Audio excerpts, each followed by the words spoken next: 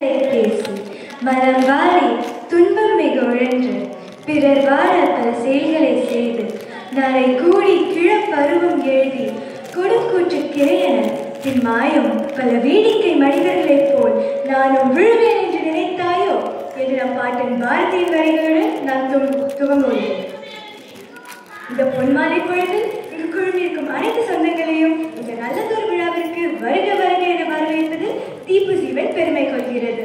தீப்புசீவன் சார்பாக உங்களை வரவேற்பது டாக்டர் க. தீக்ஷிதா மற்றும் காமா புரவலன்.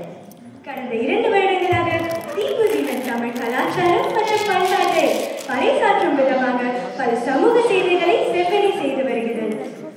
அதில் ஒரு முக்கிய மையமாக இந்த கடவுளின் குழந்தைகளுக்காக இந்த விழாவை நாங்கள் முன்னெடுத்து நடத்துகிறோம்.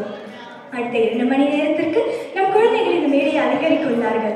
அவர்களின் நடனம் மற்றும் இசை மழையினாலே நாங்கள் தயாராக உள்ளோம். நீங்களும் தயாராக உள்ளீர்கள் என்று நம்புகிறோம். ஆட்டிசம் என்பது ஒரு குறைபாடு இல்லை. அது சிந்திக்கும், உணரும் மற்றும் தொடர்பு கொள்ளும் ஒரு வேறுபட்ட வழியாகும். இக்குழந்தைகளுக்கு கலை, நடனம், இசை, எண்கள் போன்ற அசாதாரணமான திறமைகள் உள்ளன. இவர்கள் மலர்வதற்கான சரியான சூழல் மட்டுமே தேவைப்படுகிறது. ஒரு சமுதாயமாக இக்குழந்தைகள் பின்தங்கி விடாமல் பார்த்துக் கொள்வது நம் பொறுப்பு மற்றும் நம் கடமை.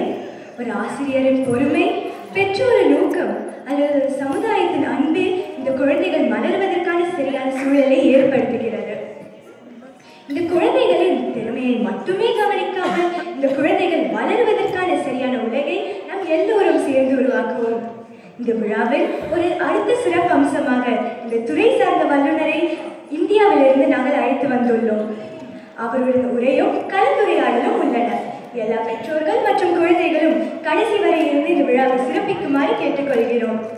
மீண்டும் ஒரு முறை, ஆட்டிசம் என்பது ஒரு குறைபாடல்ல, அது சிந்திக்கும் ஒரு வேறுபட்ட வழியாகும்.